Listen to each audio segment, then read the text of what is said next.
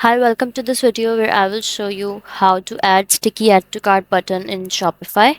So let's get started. The sticky add to cart is a bar or button that remains at the top or bottom of the screen while your shopper uses your Shopify store.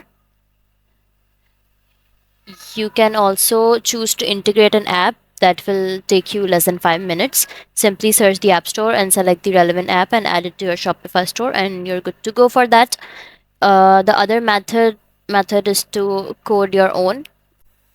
So first of all, we would go to the main homepage. You have to log into your Shopify account, and then after that, click on Online Store, click on Actions, and after clicking on the Actions button, click on Edit Code.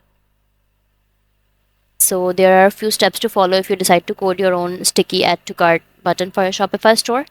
Number one is to locate the Shopify add to cart form on the product page.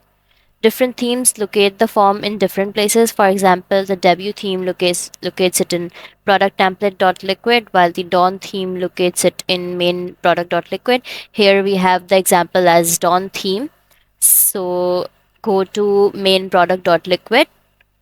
Now, step number two is to copy the original code. Paste it a second time beneath the first entry. You might see two of the same add to cart buttons in your Shopify store, which is absolutely fine.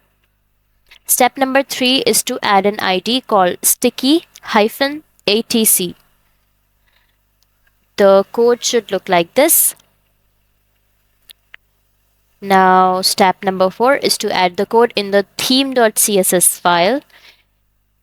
Here we are using dawn themes. So if you're using the dawn theme, for example, you'll find the main CSS file in base.css. At the end of the base.css file, paste the following code. So through this method, anyone can create the sticky add to cart button for Shopify.